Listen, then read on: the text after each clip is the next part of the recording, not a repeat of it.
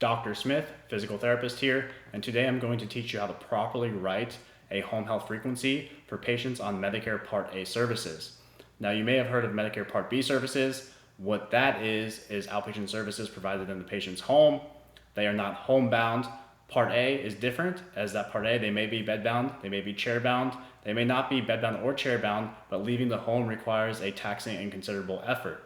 Also, if you are providing services for an agency that is Medicare certified and your patients do not meet the Medicare criteria for homebound status, you are risking that agency's Medicare certification. So make sure you get familiar with what homebound means and who qualifies for homebound services, because if they are not homebound, then they may be a better candidate for Part B services or to go to a local clinic. So we're going to go back to the point of this video, which is frequencies. A lot of you may be new to home health or transitioning, and you'll see a frequency that's going to look like this. I'll type it right here. The frequency is going to look like 1 week 1, 2 week 2, 1 week 1, and you may be saying, what the hell is that? And that makes sense, because you usually don't write frequencies like that. But what this means is the evaluation was done during the first week, then they were seen 2 times a week for the next 2 weeks, and then they were seen 1 time a week for a discharge visit the last week, or a re-eval at that time. So this would actually equal 6 visits, because you have 1 here, and then 4 here. So that is what a frequency looks like. And again, it's going to take some time to get used to. But let's go into how do you determine it, what determines it, and when you should not listen to somebody telling you to put in a frequency that goes against your clinical judgment, because when that happens, you are basically risking your own license for somebody else's profit, or maybe your own profit if you own the agency, but that's a whole nother topic. And again, if you want to find a Medicare certified agency in your area to work for in home health or go PRN, there is another video on my channel that goes into that. This is just all educational tools that I'm putting out there because I feel it is not available for enough therapists, whether you're transitioning or a new graduate. So prior to an OASIS start of care or a PT eval, OT eval, SLP eval, which is why I have the other discipline here. So it doesn't just apply to your start of care, it applies to all evaluations for all rehab disciplines. First thing you're going to do is check your insurance. You're going to check if it's a Medicare, a general Medicare, or if it's a managed or a private plan. Now, if it's general Medicare, you're going to have a little bit more freedom in your frequencies. However, if you go over 14 for one discipline, it has been said to be a Medicare flag where they might come and check, and CMS will be like, okay, well, what's going on? Why does this patient need it? So again, we're going to go into that a bit later. And if it's all disciplines over 24-ish visits, really 21, it's another flag that way.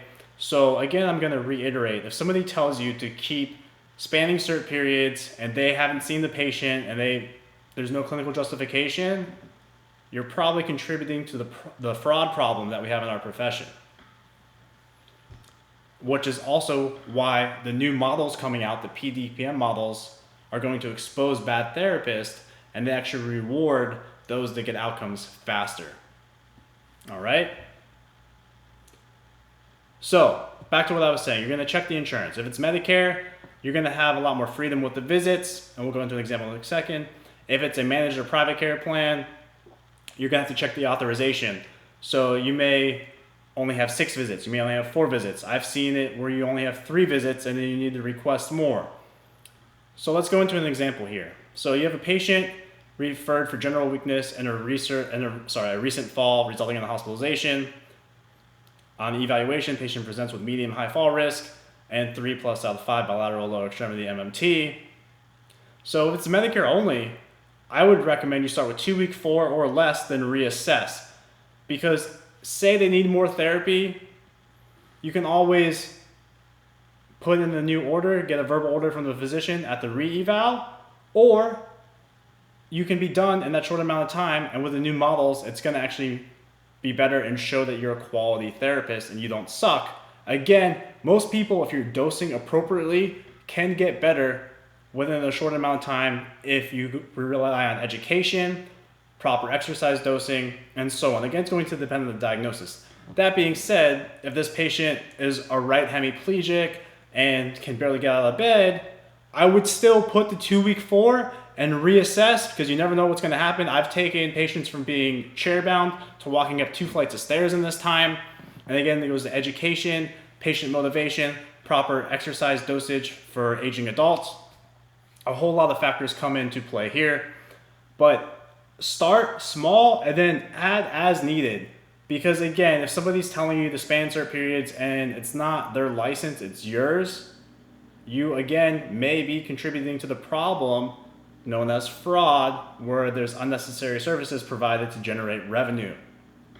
Unfortunately, you're going to see this in all professions, but I want this video to really hit home with those of you that may feel like you may have seen a dementia patient with severe Alzheimer's, patient's not learning anything, but your company told you to see the patient for 16 visits, and yet nothing's changed in the first 8.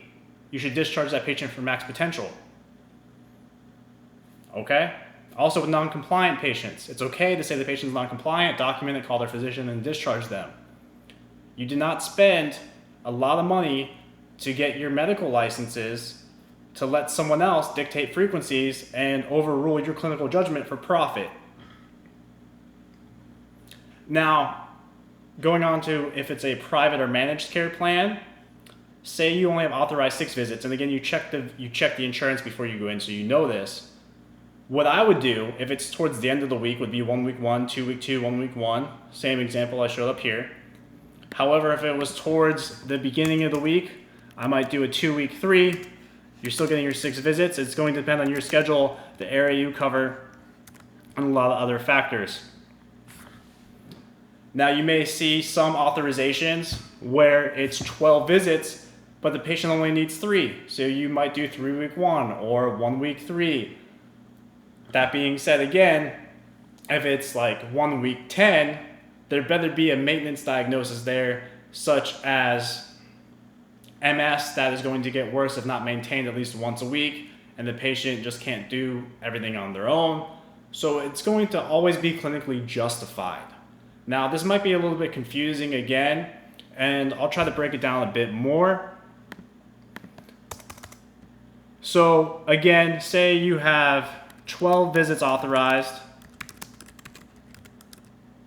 and the patient needs 12 visits, and you can only see that patient 2 times a week, then you would do 2 week 6. This is actually a high number. I rarely use this number unless indicated, but I've seen some therapists be told that everyone needs to be seen 2 week 8, and that's the company policy. That is part of the huge problem we have with Medicare fraud. You should not be seeing anybody 2 week 8. Even this is a stretch. The only reason I've ever seen a patient for this long was multiple comorbidities, CHF, COPD, could barely walk when could barely get out of bed when I started seeing him.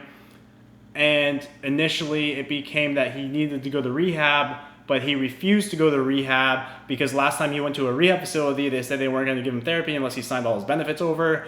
So I took it upon myself to give him a lot of therapy in his home, and that's all medically justified and documented. But anything over that is going to be bad. And let's go back to another example here. Say you have 12 visits authorized, you show up for an evaluation, the patient is standing up, walking around, and scores a low fall risk, does their tug in 10 seconds, then it might just be a 1 week 1 eval only. And though you had 12 visits authorized, it's okay. Now, some companies may fire you for this, and this is actually changing, the payment models are changing, but currently people have gotten fired for this because they're like, oh, you need to span the cert period or you lose us money. Again, it's your medical license. So hopefully this video was helpful. Make sure that you know what insurance they're using. Again, you can be a little bit more liberal with straight Medicare, but if it's a managed care plan or a private plan, make sure you check the authorization going into your evals or Oasis Starter Care. That way you know what you have to work with. And say you go in there and it is a complex patient, and say you only have a very complex patient, let's say you have, I don't know, 8 visits authorized,